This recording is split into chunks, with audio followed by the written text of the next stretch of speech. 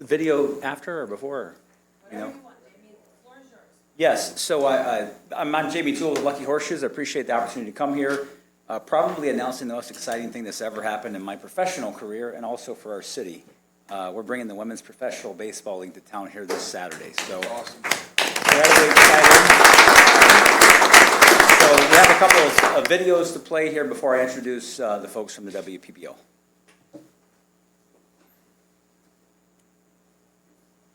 Is there sound to this?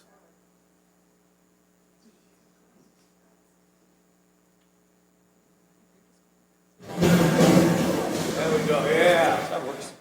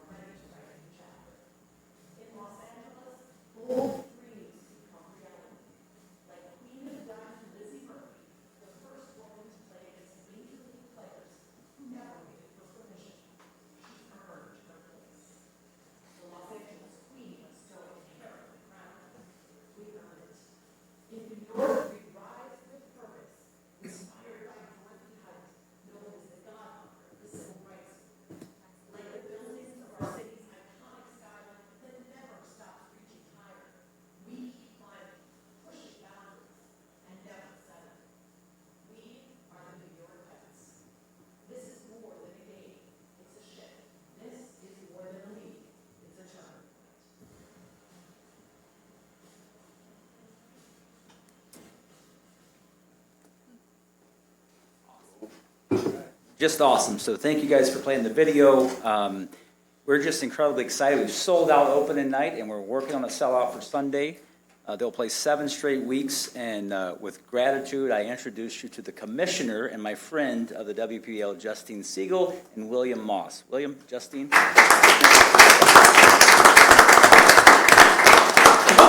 Hi, thank you for having us here in Springfield. We are already settling in and finding the best restaurants, and really enjoying our Airbnbs and our hotels and everything. It's great to be here. Thank you. The Women's Professional Baseball League is a long time coming, and for these women, it's their dream for this chance to play pro baseball, but also as fans, you're going to get to see the excitement, an affordable night out with your family, with your friends, and just see great ball. And I think that's what the fans are looking for. We are, as you said, 4 teams. We are about 30% international. And we have women who work full-time jobs, and they're going to be working remotely. We have mothers in our league. We have a great population of baseball players who are really the best in the world, and they've all come here to Springfield. And we are so excited. The field's beautiful. I know they've been working really hard on it. And I just can't thank you enough for hosting us. And I know for us, the more and more that we can get the word out, I know that the fans are going to have the best time coming. So thank you. You're welcome. Thank you for being here. Yes. I'll just echo the commissioner. We are thrilled to be here in Springfield and so appreciative of the warm welcome that we've gotten thus far. Not only are we excited to be here, but we're excited to bring thousands and thousands of fans new folks to Springfield to experience your wonderful city, and we know that it will bring an immense economic impact to the area. So we're very thrilled about that. Thankful to Alderman Rockford for all the work that he's done on our field as well at Robin Roberts Stadium. And my ask is to come out and support our league. First time in 70 years that women's professional baseball is back, and we need the support of everyone, both from as a fan. We have group packages available, and tomorrow or this afternoon we're announcing that one of our founding partners for the league is based right here in Springfield, Illinois, which is Horace Mann, which is supporting the league in a major way financially. We'll have Educator of the Night with Horace Mann every Wednesday. So first, I come to thank you. Second, I come to ask for your support. Come to games, buy tickets, buy merchandise, tell your friends. These women are incredible athletes, all with incredible stories from all around the world that will come and experience Springfield firsthand. So we know the red carpet is already rolled out, but we ask you to come down to Robin Roberts, experience it for yourself. We can do first pitches, we can do run the bases with your kids, whatever you want, respectively, we can try to accomplish. So you're our guest at any time, and please, if you can't make it Saturday because it's sold out, Sunday, we're getting there, so don't delay. But thank you in advance. Congratulations. Thank you. Alderwoman Connolly. Hold on one second, y'all. We have a few alder persons who are interested in asking questions or giving comments. Alderwoman Conley. Thank you. Not actually a question so much. I just want to say thank you for coming to Springfield. I'm sure, Commissioner, this has been a heavy lift to get this going, but I'm so thrilled to see another sporting opportunity in the professional arena for women.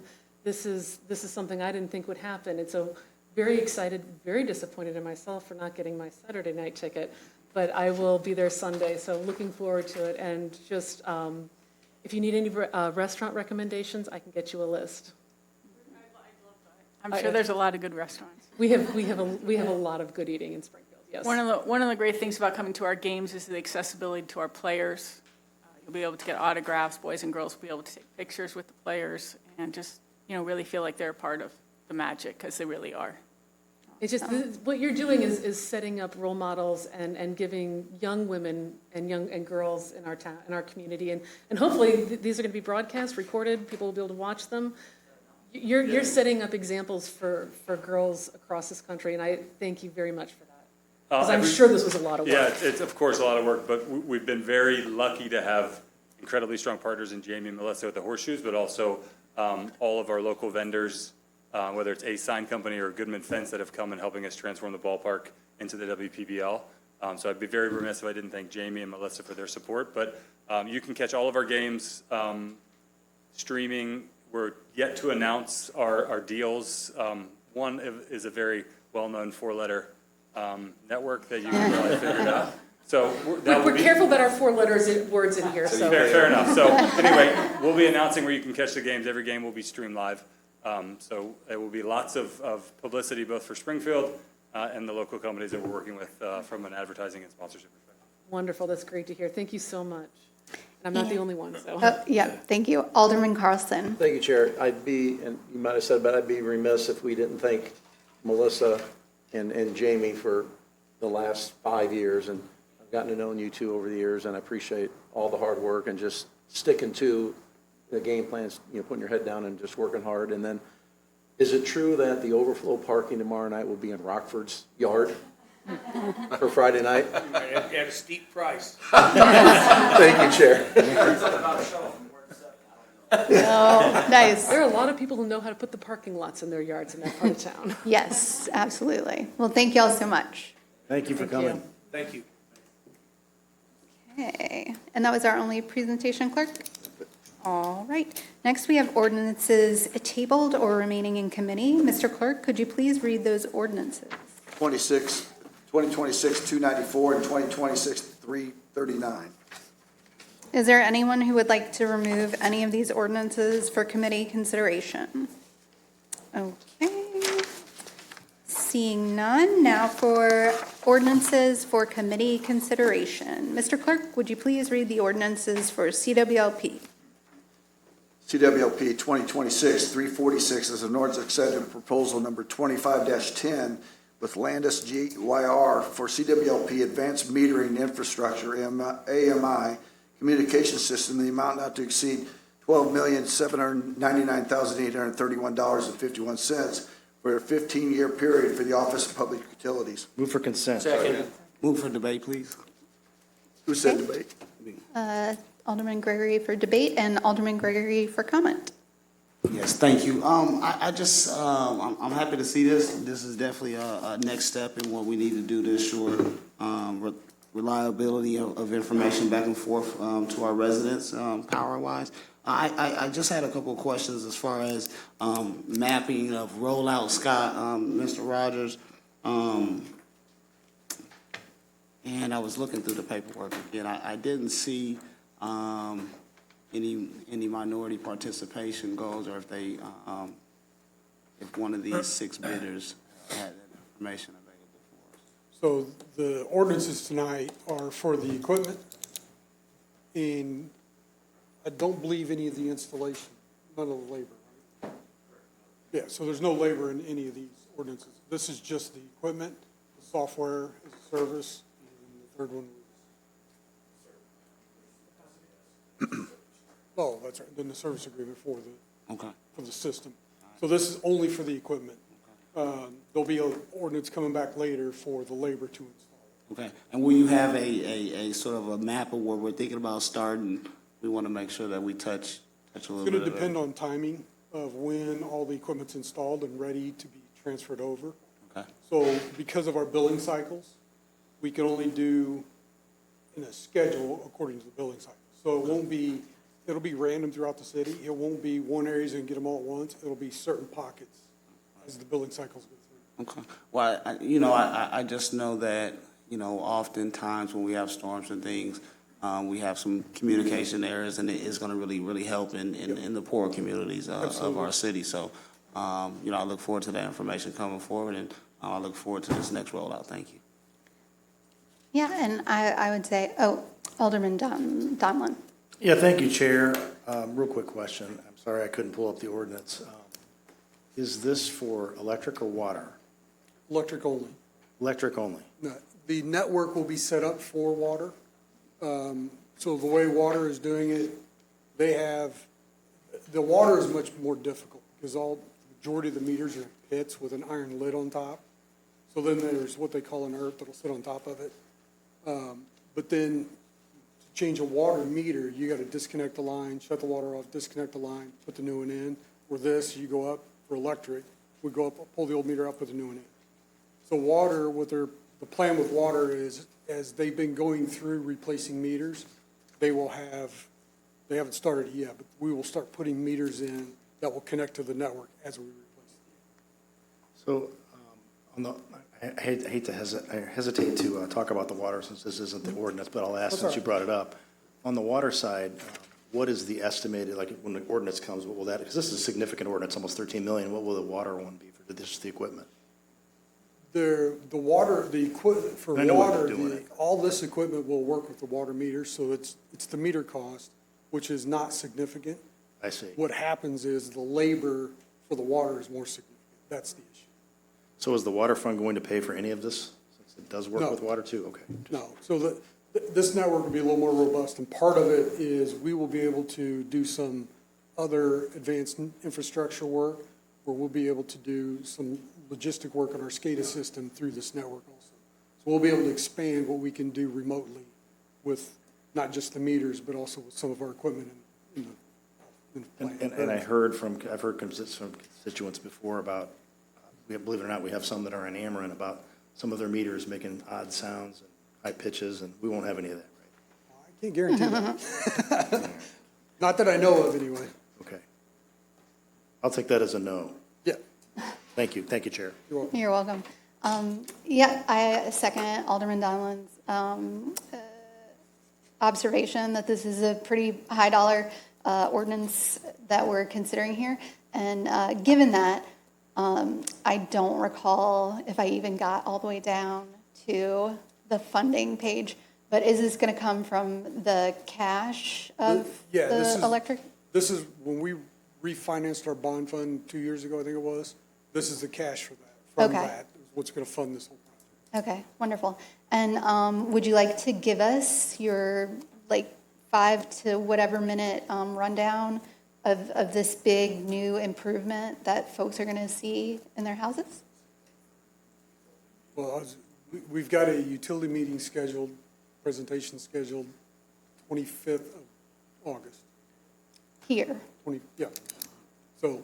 okay, so you keep the lid on That it? is part of that. Yes. Okay, okay, well, I certainly hope I don't get any questions. I can tell you now, but then I'd have nothing to do on the 25th. No, I think you do have other things to talk about on the 25th. Okay.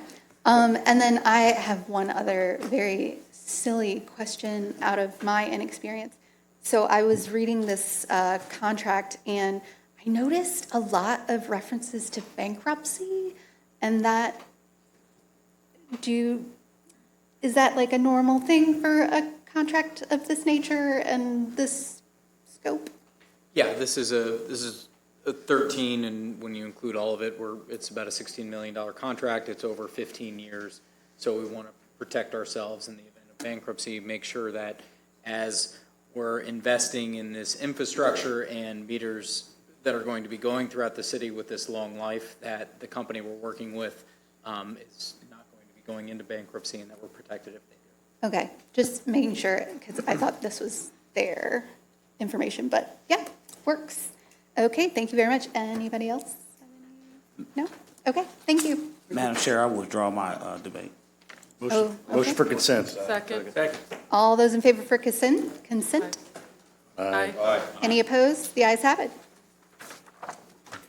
2026-347 is an ordinance accepting proposal number 25-10 with Landis GYR for software as service SASA in the amount not to exceed $3,575,623 for a 15-year period for the Office of Public Utilities. For consent.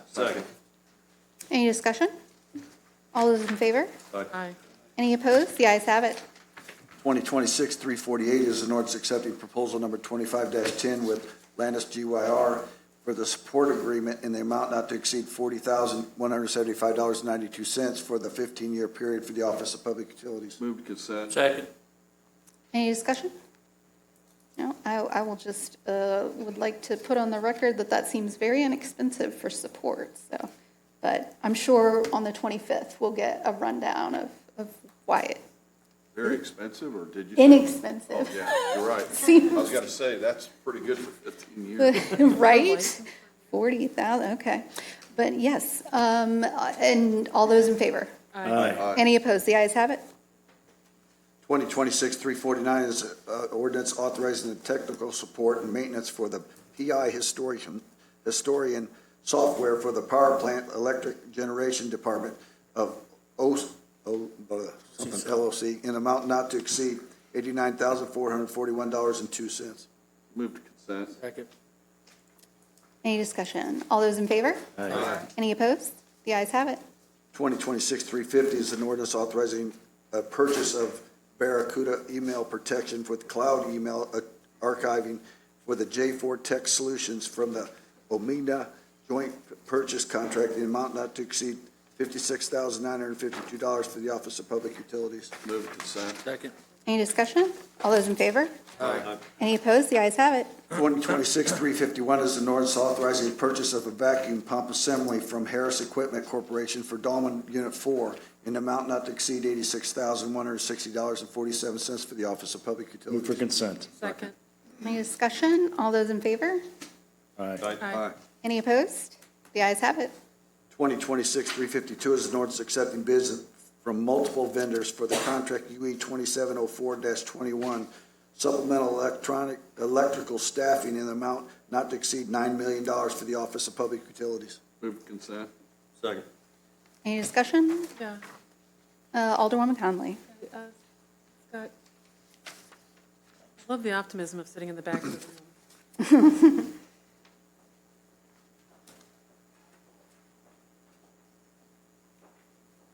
So can you just kind of explain a little bit about what these different contracts, what we're putting out for this $9 million? That's a lot of different contracts. contractors, what sort of work we're expecting from So them? first of all, that $9 million is over 3 fiscal years. Yes, So but it's still a lot of money. it's still a lot. Over 3 years, So yeah. currently, we have contracts in place where they'll assist with street lighting. They'll do some of our electric cuts. They don't do the commercials, they'll do residential cuts. And then we've also got them on contract for when a storm comes. So it's a lot of money, but not all of it is expended if we don't have storms. So these are a not to exceed, and it doesn't impact the ability for us to call out our own crews. if Correct. we need Yeah. them. Yep. Because that was a question, if are we using our crews, are we going to No, contractors? we use our crews now. Like I said, for a lot of the street lighting work right now, contractors are doing that. So there's other little things that we'll have them do sometimes. But right now, we're calling our crews are primary. Well, and we've been fairly busy Yeah. with electrical work over the Yes. last couple of years. Okay, and I'm sorry, okay, we had 4 contractors, 5? Okay. I was just wondering, I wanted to make sure, and this is a not to exceed every year? Yes. So, and the reason it's different contractors is we bid it, so like a substation. Substation is different contractors than linemen doing normal line work. So it was 3 different areas, so we bid it to 4 different companies for support. All right, thank you very much. And we put this out for bid. This is our contract, right? Yes. Okay. So can you help me with, I was a little, I was curious about, it says specialized construction activities and other operational needs. Can you speak to that? Off the top of my head, no. I didn't write the contract. I'll let Matt come up.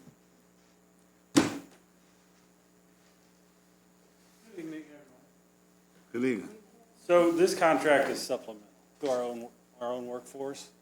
So when we fall short, right, in storms or if we get an overabundance of street light issues or something like that. So these folks are just to help us in the time. Okay. Yeah, and that is the concern that I've heard from residents, that, that maybe the utility has been redirecting work away from our workers to contractors, and I just wanted to make sure that that is the intention here.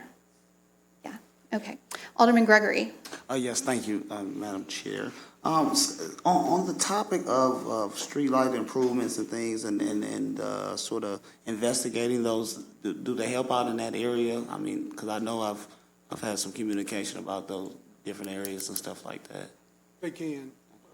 Typically, if we get a street light requested, we'll have our troubleshooters go out at night, troubleshoot that, it's hard to do.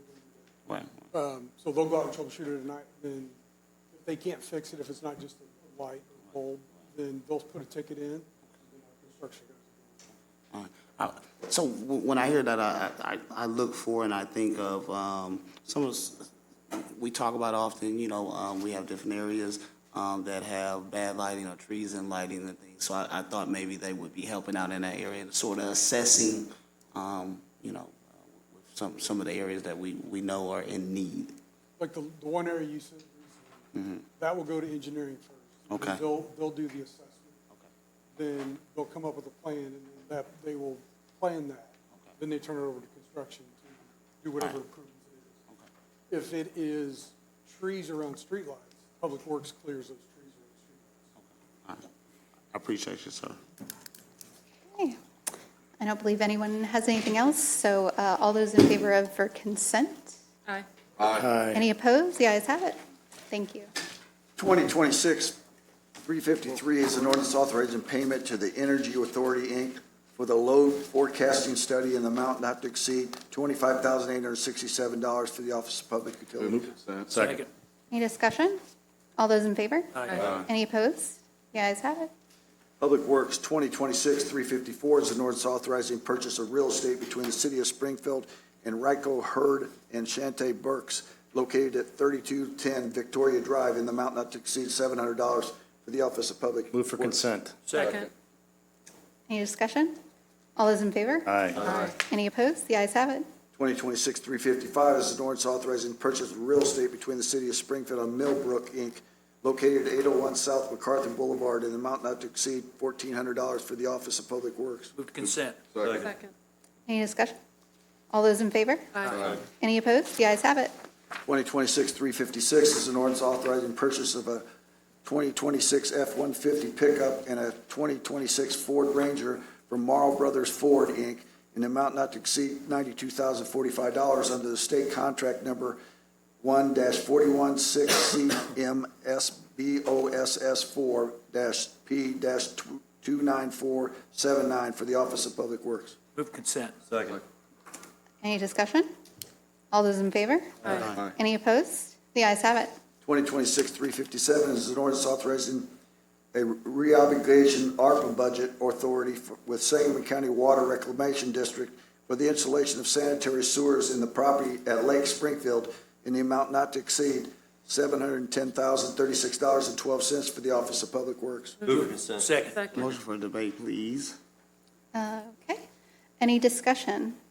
Alderman Gregory. Yes, can somebody explain this to me? So it says that we're reducing the sewer surplus expense line and increasing the ARPA expense line, therefore basically using all of the remaining ARPA funds. I did send an email explaining that as well. So we reallocated funds we are allowed to. Correct.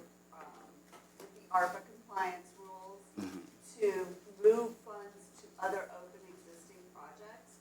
And so this included projects that had closed. I pulled the detail. I know one of them was, I think there was $76,000 remaining for asbestos removal that was not utilized in Old Town, and the other one was for sewer lines. The Northeast pilot project. Okay.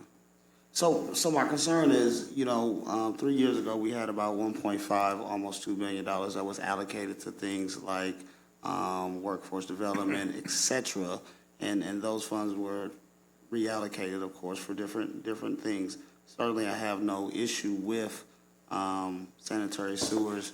It is in the federal rule that can be used, but ARPA funds was generally sent down to address areas that were affected mostly by COVID and things. So, I just feel like at the very least, if we're going to not use, much of the $33 million that we received in our poorer communities, we can ensure that we see some minority representation on these type of projects if we're going to continue on. That's where I stand, Director. Do you have any comment on the work or extra work or additional work? Do we absolutely plan on doing some additional work with this funding, am I correct? Yes, we're in the process of installing sanitary sewers in a variety of places around Lake Springfield. A lot of those homes are on septic tanks right now. Okay. All right, I appreciate you. Thank you, sir. And you have a couple more, and also myself. So I sort of had a similar question when I was looking at these. So we're taking money from sewer relining, and so does that mean that Ward 6 has had a lot of sewer problems lately with the storm sewer issues with the flooding and such? So does that mean that there are going to be some sewers that will not be relined and instead? Not that are planned to be relined. Okay. So this money wasn't budgeted for relining then? I'm confused. It was. For the Northeast pilot project, which is primarily up in Ward 4, we've been replacing a lot of those old sewers that are a combination of sanitary sewers and storm sewers. Those are not allowed under federal regulations. Yes. So this is updating and upgrading those as well as junctions and vaults. Yeah, Ward 6 has those as well, yes. And I was just confused because it says Northeast Sewer, but this line item here is 22-9, and the Northeast Sewer project is 0224. So that's why I'm confused. My understanding is that there is no intention to deprive anybody of sewer. Okay. Alderman Hanauer. Thank you. I don't know, how many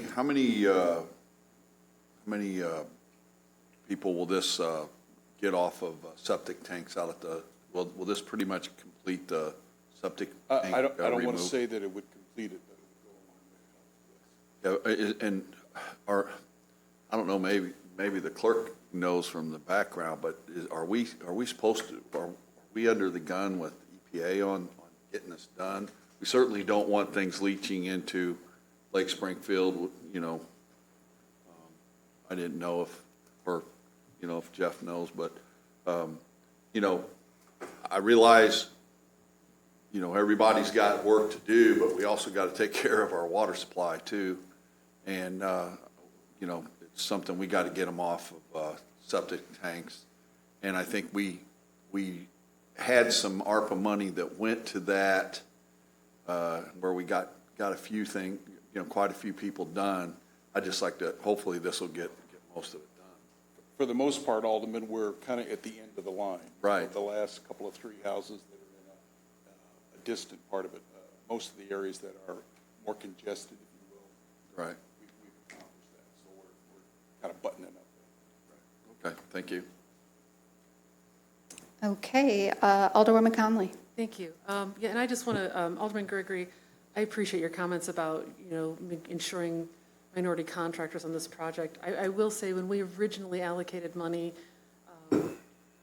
to these projects, to getting our lake residents off of septic, because we say tanks, but they're not all tanks, are they? They're septic fields out there too, and no, I wouldn't. And I think some of that conversation was exactly around using this for that public health value of protecting our water supply and ensuring, you know, we're having fewer contaminants, fewer, we'll just say, we'll leave it at contaminants going in. So I don't mind, if you want to leave this on debate, I certainly respect that decision. I just want to say that was not everyone was on the council at the time, and that was the conversation at the time, was to really ensure when we had this big infusion of funds to do really critical infrastructure investment, and that was where we went with this. And I'm pleased to see this project finishing up. I would certainly hope that as we move down the line, that we get updates on exactly how many properties are left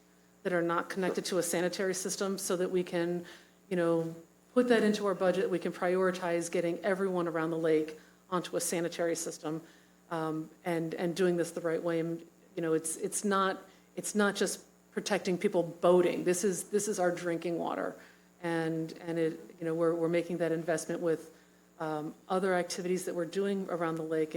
But we have quality water. We have lower priced water because we keep making these investments. So thank you for getting this moving forward. I'm looking forward to getting, maybe as we move into budget season, getting an estimate for what it would cost to completely close that off. Thank you, Director. Thank you, Chair. Sure. Alderman Cox. Thank you, Madam Chair. Director, well, first of all, Alderwoman Connolly, thank you. You made a few of my points. I appreciate that. And it's also my understanding, Director, that the residents that live on the lake, they have to foot some of this bill as well, correct? It's not a freebie necessarily. And it's a fairly substantial investment, like, you know, I'm thinking like $8,000 to $10,000 per house or something along those lines. That's probably not exactly right, but we can get those details. And I do echo the comment. I would like to know how many houses need to be hooked up still. But I do get a lot of comments from folks around the lake asking when's it my turn to be hooked up to sewer, because it's maintaining a septic system, especially some of how old these are, gets pretty expensive for them. So, but I absolutely support this, and I appreciate you bringing it forward. Thank you. Alderman Gregory. Yes, I just want to be totally clear. I totally support keeping our water clean and all of those good things. It's just my view of the American Rescue Funds, aka ARPA funds. We're here to send down to cities to help out in the areas that COVID hurt our cities the worst. And our obligation, and I'm sort of not clear on if is it the city's responsibility to make sure that there's no septics on the lake, or is it the homeowners, or is that sort of how, I don't, never lived on a lake or anything, so I don't know how that works. That's the way those properties were designed. Okay. Everybody was on a septic tank or something similar to that. So this is a plan to systematically connect everybody to the sanitary sewers. Okay. So it sounds like we had that, responsibility, and COVID within itself didn't slow that down as we had a sewer surplus expense line to address those things. Again, some of these funds that were reallocated to other places were for good things. This is a good thing, no question. But they were also taken from things at that time that experienced hardships due to COVID, like workforce and poor communities, and it hit harder in those communities, and that's what those funds were sent down for. So at the very least, I in my conversation on, at least we can see some minority representation on the project with this $700,000. It's not a lot of money, but the principle still stands. Thank you. Okay, yes, thank you. And I would just like to ask, perhaps, Director Metzger, you have this information, or I didn't get an email if it was sent to Alderman Gregory. But if there is any more detail as to why I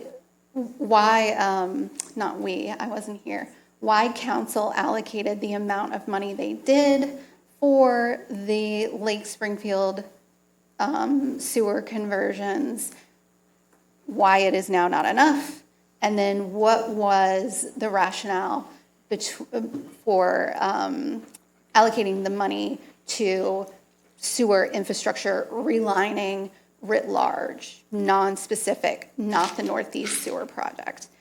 Just a little clarity on that before next week would be great. Alderman Hanauer. Yeah, sorry to speak twice. I know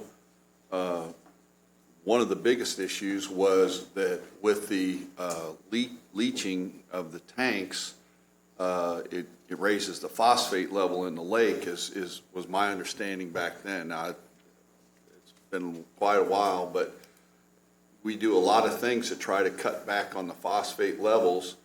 They're working with farmers. They're doing all kinds, and I'm sure the water department can come out. Maybe they can talk about it when you guys have your big presentation. But one of the things, the biggest thing was the phosphate levels that come into lake, and I guess that causes other issues with when we're doing drinking water and that. But that was the number one issue of us doing this. So we certainly don't want leaching in. It's something that we have to get done. It affects the whole city in a way, because if we have to use more chemicals, it's going to raise water rates. This way, we keep our water rates at a low level, and we just got to get this done. And we've used ARPA before with it, and there was no complaints.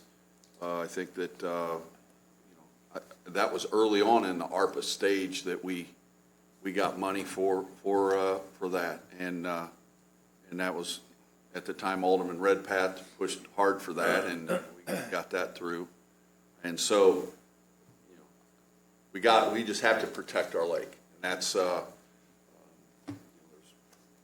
all that can really be said about it, because it doesn't look like we're going to have a lake two. It doesn't seem too much is happening on that, so we got to protect the lake that we have, and if we don't, we're going to be in trouble. So thanks. Certainly, and I don't think you'll get any argument from anyone up here on that. Alderwoman Conley. I'll just add on just to the end of what, because you had two questions there. Why didn't we put more in? Sure. And it was exactly that. It was like, we got a certain amount of money. It was enough to do a lot of things, but not enough to do everything completely. So some of that was also tied in with that water rate increase, so that we could, again, maintain and improve the infrastructure of the entire distribution system, And this was one that was very near and dear to my heart because, again, that emphasis on removing the nutrient loading, taking that off of our water supply and protecting it. We knew it wasn't enough, but to make a big cut into this and really invest it in a way that would, because we weren't expecting those monies, and to use them to a way that benefited the entire community, that was the goal. So, yeah, it wasn't perfect, it wasn't everything we needed, but it was close. And then we also had ARPA funds for other activities and other projects. So that was kind of the balance of what we were doing with that. Yeah, definitely. Absolutely. Thank you so much for that. Okay, and we're voting on debate. All those in favor? Aye. Any opposed? The ayes have it. Second. Who was the second on the I'll debate? second. All right.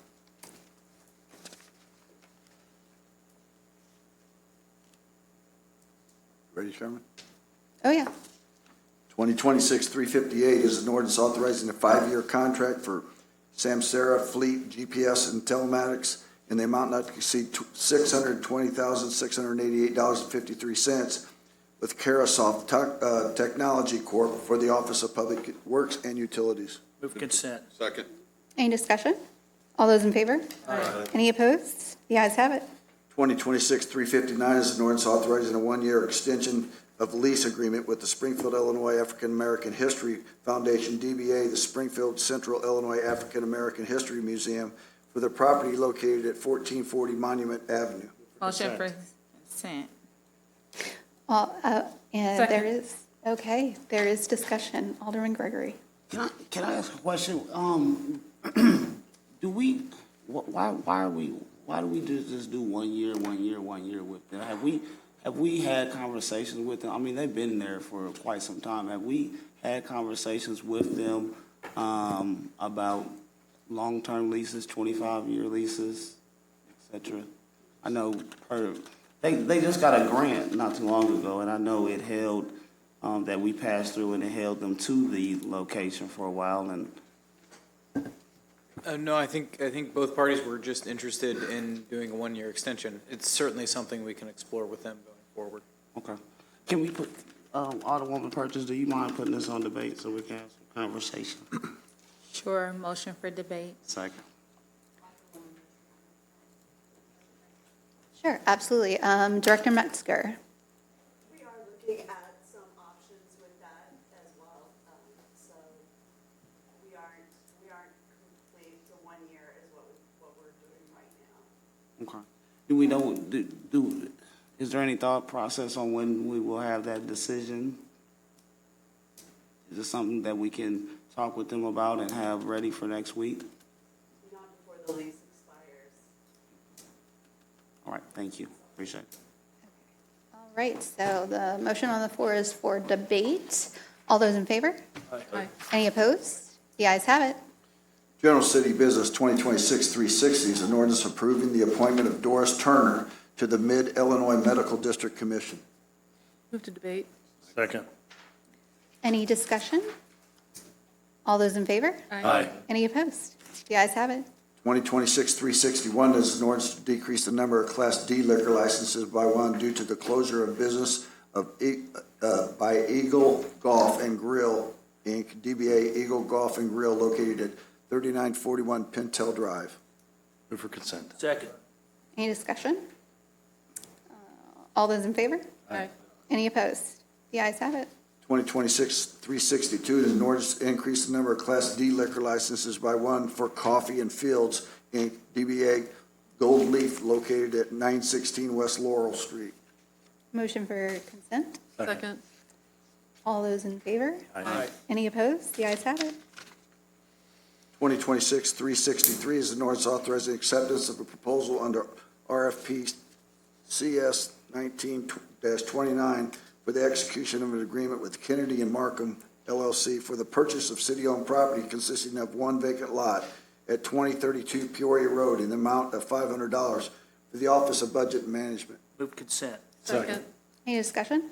All those in favor? Aye. Any opposed? The ayes have it.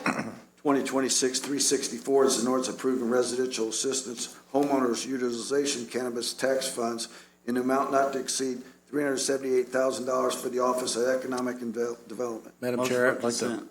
make a motion to adopt amendment number 1. Second. All right. All those in favor of adopting amendment number 1, should we discuss first? But Alderman Donlin, do you want to? I would appreciate Corporation Counsel. Okay. I'm Explain happy the to correction. explain. Amendment number 1 increases the amount of total assistance from $378,000 to $387,000. That corrects an error in the original ordinance. Okay, sounds good. And Alderman Gregory, you have discussion on the amendment?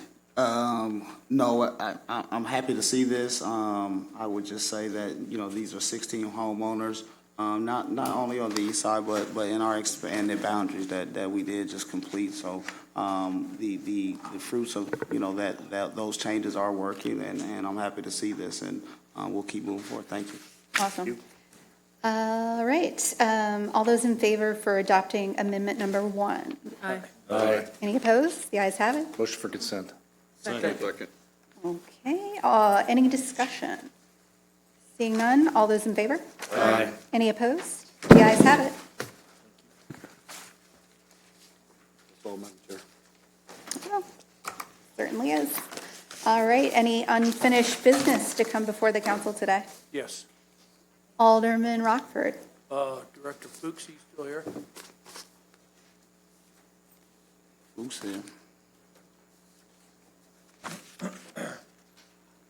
Thank you, Dave. So I got some questions pertaining to the sewer work that was done in the north end of town. We had a young lady that had some backup in her house. And, Oh, Miss Lee? and to this date, my understanding is she's still living in a hotel. So I sent you and Corporation Counsel a message pertaining to why? Can you talk about that, or can I call you and? Yeah, I'm happy to talk with you about it. We've been trying to work with Miss Lee as she goes through the collection process through an insurer that's not the city. I think that the liability of what occurred with the worker was a third-party contractor who's liable for it. And their insurance company has been working with her, and we've been trying to be an intermediary in that. Right. To help her in all the ways that the city can. And I think beyond that, I'm happy to talk with you. Sure. After the meeting. It's been what, 16 months, 14, 16 months in that area.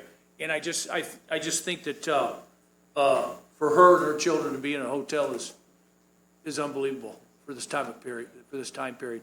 I know that, she's reached out to certain people with the city and she's got no response. And I just think we should have supervisors, and I know I was told that there was supervisors, but you never get any answers when you ask. So this is why I'm bringing it out, because I believe we should do our due diligence and get this woman back in her home where she should be.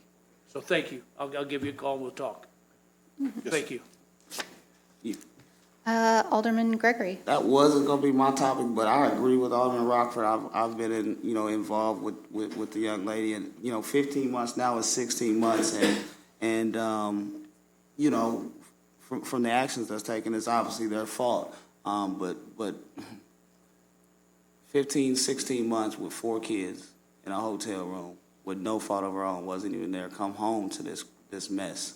So it has been disappointing because, the insurance that have been dealing with, they haven't been the best to deal with for this young lady. And for a long time, I compliment Dave, and I believe it was Tyler who's been in contact. I compliment them because they have been trying to do the best that they can.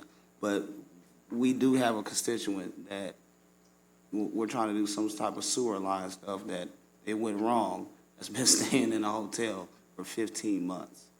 16 months, excuse me. I keep saying 15 because she just talked to me about 15 months with 4 kids, and I hope that it comes to some type of resolution. I won't comment because, legally, but it's really a shame, and I hope that company going to be doing the work in the city of Springfield. And that's my personal take on But my topic is, our grass. We're back there, but I won't spend long on it. So I've just been crunching some numbers. Ms. Ramona, in our grass budget, Dave, you can help me. In our grass contractor budget, or in that section, I believe before we had it at around 300. I think we raised it a little bit. Oh, it's all right. You can send me that. But, you know, and I'm saying this because we've been attacking it. We've been cutting some grass and stuff. One of the lots, I don't know who cut it, but they did a horrible job. They got it down, but they didn't cut it like it needs to be cut. One grass contractor we sent, he did the front yard, but he didn't do the backyard. And you know, I drive by and I see a lot of grass in places, 11th Street, that we see. And I just think our contractors need a little more tools. So I've definitely thought about it and how we do that. I think we got to be more proactive with that, of seeing these situations and stuff and being able to turn them in. I know that we work off a complaint-driven system, and you know, I think Ward 7, he definitely introduced something to take us a step forward. But now I think that we have to get in a place to where we're proactively really going after those after April, after we send that first initial letter to at least everybody that we cut year in and year out with no response or something to them. You know, we should be sending those out, then our contractors go automatically and just go cut those. And you know, in my view, you know, from the grass cutting world, it's got to be auto about every 25 days, 23 to 25 days. We got to get the lots cut, because by the time that they cut them, it's too much. And then I believe, and you can speak to this, but I believe we have a provision in our grass about the voluntary trees and things around that. There are voluntary trees, and then there are weeds in some places that look like. Right. So do we got like a bundle thing where they could get approval to bundle that, and we pay them for that? Yes, we do that on occasion. Yes. Okay. And so I bring that up because I think some of our lots need that, have to have that. We can't send them cut it without that. There's a house on Ash that we sent, they cut the grass. Of course, they didn't do the bushes. So the voluntary trees are as tall as the house. So the grass is cut, but the weeds is like this. And you know, this is a street that our young people walk past every day, and Southeast is going through a makeover, and we're just trying to keep it done. So it's nothing on you. It's us policy-wise. We got to make some changes on. That's where my thought process is going. So I just wanted to say this in this old business of after thinking about it for some weeks since our last discussion. Do you have an address on Ash? 1917. I should know it. I should know it by heart. Take a look at it. Thank you. I appreciate you, sir. And I just wanted to say regarding the woman who's out of her house because of the sewer, I'm sure someone's already thought of but does she live in a TIF district? Is there any money that she could apply for with the city? Okay. If she's not in a TIF district, she can apply for citywide. Right. So I just feel like if we have resources, grants, or maybe I'll hook her up with somebody in economic development to find a short-term loan or something to get this work done. We have more tools at our disposal, so it'd be nice. Just wanted to throw that out there. Okay, Alderman Hanauer. Thank you. I could go about grass because we've got some issues too, but I'll deal with that offline. Today I got a call from a business that, once again, one of our horizontal boring companies that are putting in, God knows, fiber or whatever, went through a water line of a business. I don't know what we can do. We got to hold them more accountable. Now, they'll take care of it, but in the meantime, you know, they don't care. They just go full steam ahead, and whatever they hit, they just run right through. We've got to do something from the city standpoint to start holding them accountable, either fining them for stuff like this. Because, they blame it on it wasn't marked, correctly or whatever. Well, I think that's a bunch of bull. I'm sorry, but I've had houses out west that had them go through, and I think some of us have had it, where it went through their sewage exchange, and it ends up flooding the basement with sewage. I've had it through water lines. And I mean, it's not just a few, it's happened more often than not. And I know that by law, we can't stop them from doing the work, but I know Sherman, Mayor Clockfeld, or, yeah, Trevor out there, Mayor Trevor, he stopped them from doing, because they were just, they were going through all kinds of stuff like this. And so I don't know, Corporation Council, if we can do anything. It's something we need to look into, because, like I said, it just seems like they just plow through things and they don't care. Oh, you'll have to call this number and but in the meantime, you got a business that's down because of no water. And that's unacceptable. To me, that's unacceptable. So I just wanted to bring it up. Yeah, I'll look at that situation and we'll see what we can do. Alderman Carlson? Thank you. Back to the liability and holding them accountable. When they come in, obviously we hire them under a contract, but it's they have to call Julie, right? Yes. It's not us. So yeah, there's got to be something with Julie that we can do. Because obviously, I mean, I don't know whose fault it's going to be, but if it's their responsibility to call Julie, then it's their communication, but we oversee it. But we should be able to do something there, or. Yeah, I'll try to figure out what happened with that. Because you're right. I mean, I think we've all had an incident like that, so. I'll give you the address. Thank you, Chair. Yes, you're welcome. Alderman Cox? Not to pile on, but yeah, it's absolutely ridiculous. I was complaining about this several months ago when they were going through the Timberlane neighborhoods area. And it's not just that they go through the pipes and they cut all kinds of stuff. They leave an absolute mess behind.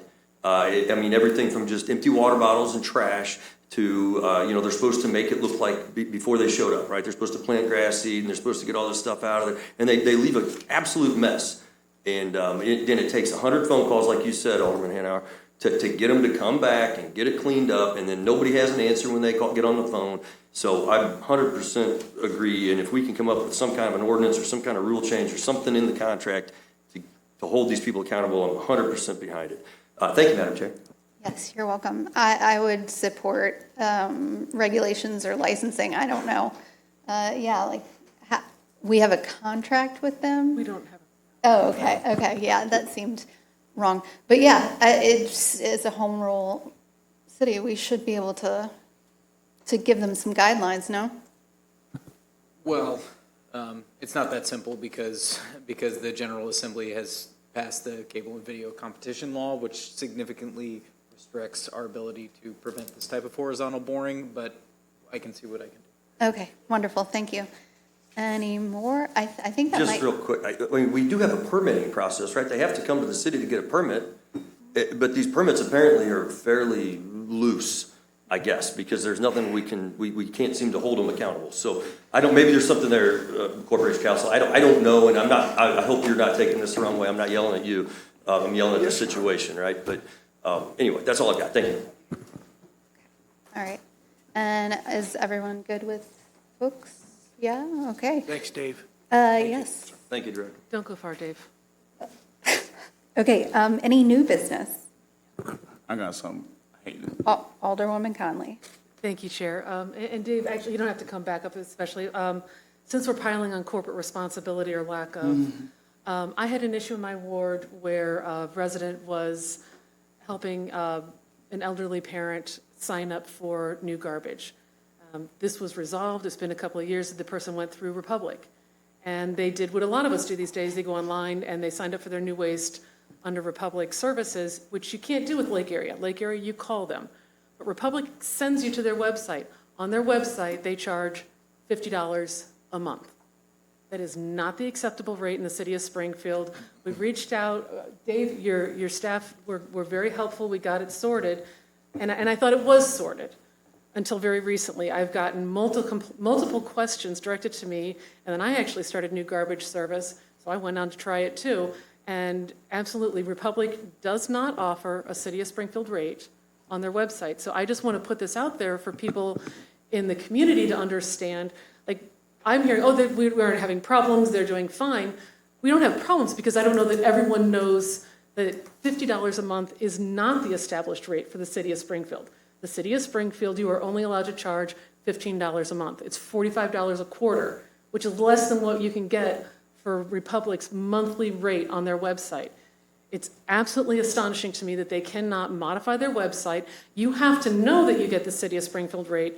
You have to call, and I had to argue with someone for 20 minutes to get our set rate for garbage collection. So I have asked that we do a little more research and we do a little more investigation with Republic. I think it's incumbent upon them to prove to us that they aren't overcharging our residents. But I also want to make sure that people in the community know, reach out to your alderman. It's not just Ward 8. I'm sure this is happening across the city. If you're starting new garbage collection with Republic, they are obligated to charge only our city rate, which is nowhere near $50 a month. So I was very frustrated to see how much effort it took. Yes, you have to call Lake Area, but Lake Area doesn't even begin to offer you a $50 a month rate. And I will say that, because I'm sure they're going to come in, I'm sure we're going to get Republic and Lake Area wanting some increases. I understand their costs have gone up and the price of gas isn't going down for anybody. But I am very reluctant to support any increases until Republic can prove to us definitively that they can establish their website, which is where they send everyone to go get your garbage collection service started, that there is a city of Springfield rate. And so again, very frustrating, but I would strongly encourage people who've gotten new garbage within the last year or two, check your bill, make sure that you are paying no more than $45 a quarter, unless you're like me and you got a $5 late fee once or twice. Oh, yeah. I moved last year and I'm paying for $54. Yeah. A quarter? Uh-huh. Yep. I just let it go, but.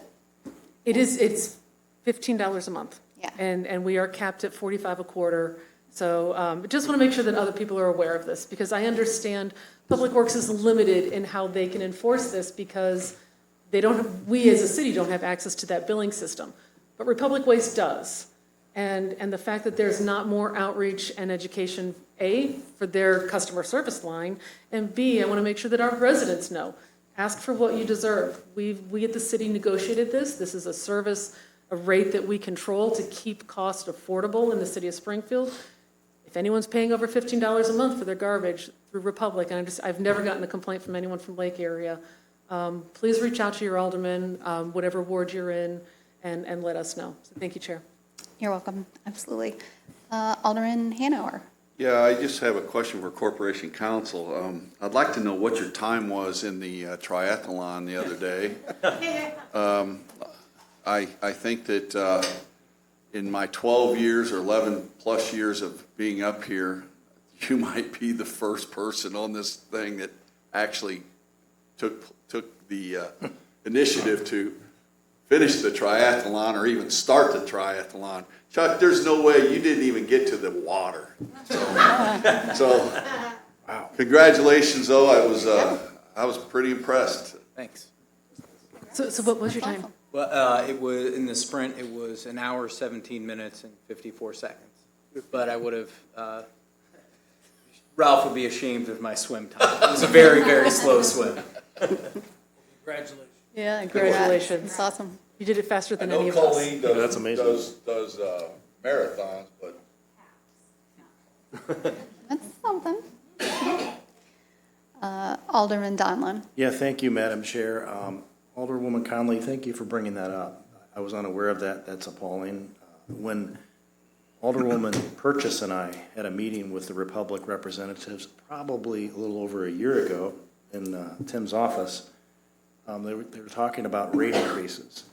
And at that time, I was very adamant that I don't want to talk about rate increases in this room until they have public meetings and explain to the public directly why they need it. And to this date, I've heard, seen absolutely nothing. So on top of that, with what you brought up this evening, I'm not even going to talk about it anymore. I will tell you the hoops that this woman had to go through to get her money refunded because she had been paying $50 a month. Absolutely inappropriate. Thank you. Thanks for bringing it up. Thank you, Madam Chair. I'm done. Yeah, you're welcome. Okay, well, if no one has anything else, it is time for citizens' requests to address the committee. Are there any citizens? Ken Pecha.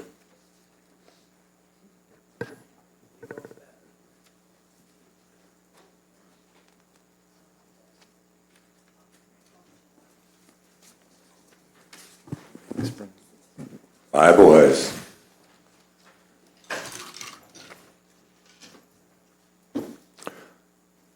You know, I'll give kudos to the members that always stay, even if we don't agree on things. They're going to work today? Thank you. Even if we don't agree about stuff, you guys at least stick around. It brings us towards the next election soon. People are already getting opponents, aren't we? Or worrying about opponents. I really sincerely am glad that he'll be gone. Won't matter who the opponent is. It'd be really nice that Cox gets one. Maybe they can actually get him to show up for something. I didn't know Saputo's early bird hour was that serious. You know, it's just frustrating because I was out knocking doors as a precinct committee person this week. And you know what I hear from people about city council? How disappointed they are. How absolutely frustrated they are that common things like grass cutting, garbage pickup, or even just taking care of the citizens harmed by actions within the city and their third-party contractors are taken care of. They genuinely don't feel like they're represented well by the city, not their individual alderpersons, but the city itself. I mean, we have big stories about harassing some guy about a tiny home, but what are we doing about the actual housing issues? I mean, you have a third-party not-for-profit out here collecting signatures for a landlord registry you guys couldn't get done and refused to even really consider. Soon it'll be on a ballot, and you won't get a choice if it passes.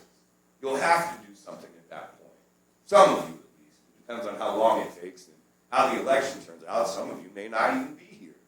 And if the mayor has her way, some of my favorite people won't be here. $2,500 from your own personal money against Sean's opponent. Another $1,000 from Friends of Misty Busher. Does that sound like decorum? Does that sound like a pledge for civility? Or does it sound like a backdoor attempt to already feed an opponent against a two-term alderman? Roy's not here this week, but I know money's flowing against his opponent, Eddington. It's a shame, man. Like, we have this charade of results around here about what we're going to get done, but things aren't actually getting done. Other people do it for you. The Y block. Now, while we were in the negotiations, the city can't pay for that, right? Nor can we pay for some poor woman. Did you say 16 months? That is embarrassing. As a city, we shouldn't even allow that to happen. I mean, granted, we're paying for it, I guess, but why would it take that long? We couldn't find anything in the coffers. I mean, SPD shows up here with a wish list, and we can't pull money out fast enough. But I can't believe that only you two know about this, right? This isn't an issue that's hidden, but we can't get it done as a city. We don't actually take care of our citizens. That's the feedback I get. Because people take my time. I spend hours talking to those people. I go to knock a door and I can spend 30 minutes listening to the complaints they have. And some of them are valid. Some are obviously just lack of information or maybe lack of resources. But a lot of it is valid because they do feel that way. I mean, just the lack of communication in itself. What's going on with Sergeant Lindsay? About that DUI. It took Sangamon County 4 days to investigate their DUI. That guy quit on his own so he didn't get fired. How about the Liam Grove chief? They voted him right out. Now, granted, there's underlying factors, but the main one they fired him for was that DUI.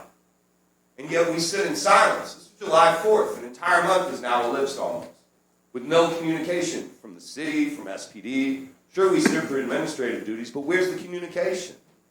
Where's any of the communication? $15 a month is Unknown to most people. Why? Because the city doesn't communicate it anywhere. Where is it? I mean, I get the right to critique that. I've noted it before. I have a graduate degree in math and communication. It's not that hard to talk to your citizens and hear about what they have to say and what's bothering them. And I'll tell you, it wasn't the Y block that's bothering them. It's the preponderance of unhoused people downtown that we still haven't fixed because we leave it in the hands of who? Yet another organization, not the city itself, because we don't have solutions. We have money to throw at people who have it. But what's the actual outcomes?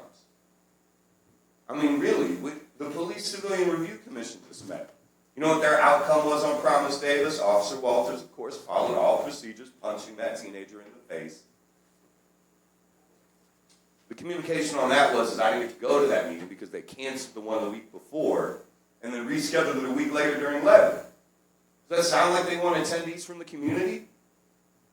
It's just frustrating, man, because you know why there's less speakers here every week? Thank Not you, 'cause they Mr. don't care, it's Pasha. 'cause they don't believe it changes anything to show up here. Thank you. Thank you. Robert Weiss.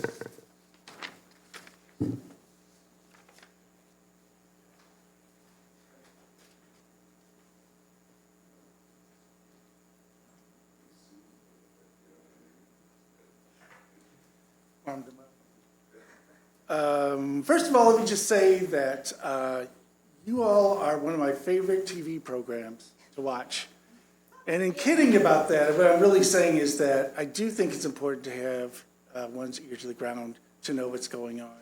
And I'm really grateful that I do have the opportunity to, when I get home late at night, to be able to watch what has happened in the city council and to better understand the issues that are so important in my community. But that is not why I'm here. My name is Rob Weiss, and I have the privilege of serving as the president of the board of directors for Fifth Street Renaissance Sarah Center. This has been an exceptional year for us. Fifth Street Renaissance received the Good as Gold Nonprofit Organization of the Year award this year. Our executive director, Penny Powell, was recognized as the Springfield Chamber of Commerce Executive Director of the Year. We have expanded our housing programs to more than 200 units, serving some of the most vulnerable individuals and families in our community. Most in the past year have helped hundreds of people secure and maintain stable housing, expand critical health, and harm reduction services throughout Illinois.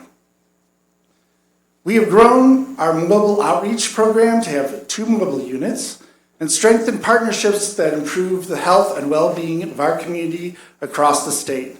I'm very proud of the impact that this organization has had, and I've been amazed at what it has managed to do in the past year. But it does not happen alone. It takes support and relationships, and that's why I'm here. I'm here to invite you to an event, our first annual Harvest for Homes event, which will be on Friday, September 11th. I have invitations here. I'm not sure how those get to you, but I'm seeing somebody coming. Thank you. At Pole Barn Chic from 6 p.m. to 10 p.m., we will have food from Luminary Kitchens. We'll have the music stylings of DJ Jeremy Harper. We'll have 1221 photography there to take pictures and have photos of the event. There is an auction event that's attached. We'll have tickets from the St. Louis Symphony. We'll have Royal Gourmet 2-burner grill from Lowe's. We'll have yoga classes from Treehouse Yoga. But this is the one that really interests me that I want you to know about. If any of you have gone to our Veterans Day soup event, you know that Penny Powell makes her own soup, and that's what we sell. It is incredibly popular. Well, we're going to have that soup available at our auction, and I expect that it will go for pretty high numbers. We'd love to have you there to participate. Also, Penny is willing to do a catered meal for your family as an auction item as well, which I think would be very fascinating. She is an amazing cook, in case you didn't know. And so here's where the money comes into play. Tickets are $50 per person up until August 15th. After that date, tickets go up to $60 per person. You can buy a table of 10 for $500. And you can also participate as a table sponsor for $750. And for that $750, what you get is your very own table with your own branding, a mention in our marketing, a mention at the event, and presence on our webpage for the coming year. Your logo present on our webpage for the coming year. However, I want to say that this is going to be a fun event, but events like Harvest for Homes allow us to meet needs that grant funding simply does not provide. So, for example, if we have somebody who's gainfully employed and needs to get to their place of employment, we can provide them with a bike, helping a family overcome unexpected barriers in housing stability, like the cost of a birth certificate, or sustaining programs like our Veterans Family Renaissance Program, which is currently fully occupied and has a waiting list despite having no dedicated operating funding. When we cut the ribbon on that property, which is our Female Veteran Family Program, I thought, oh yeah, surely there's going to be funding that's going to help to support this particular program. And I'm fascinated by the fact that that is not what's going on today. Join us on September 11th. You can also find details on Facebook. We'd love to have you there. Thank you very much. Thank you. Alderwoman Conley. I just want to, Robbie, I don't want you to have to stay up. I just want to vouch, if you have not gotten the soup, it's every year. What's the flavor? I've gone, no, I mean, they have a variety. There's chili, potato soup, yeah, they're fabulous. I'm gonna vouch, I'm gonna add to your recommendation. Those soups are amazing, and it's absolutely worth getting every year. Yeah. Thank you, Rob. I guarantee you'll love it. Yeah, you never go wrong with her soups. All right, there we go. Who's up next? Janice Smith. Yeah, my church having a bike scoop bash this Saturday, noon to 3 at Sherman Church in Nazarene. We'd like to see y'all there with kids. We'd game, food, and 7085 Bearded Road, Sherman, Illinois, and every Wednesday night we have an open gym, pickleball, Jenga, and games and stuff every Wednesday night. Like to see you there. Support us. Thank you. Thank you. Thank you. That's all, Chairman. All right, I'll entertain a motion to adjourn. So moved. To adjourn. All those in favor? Aye.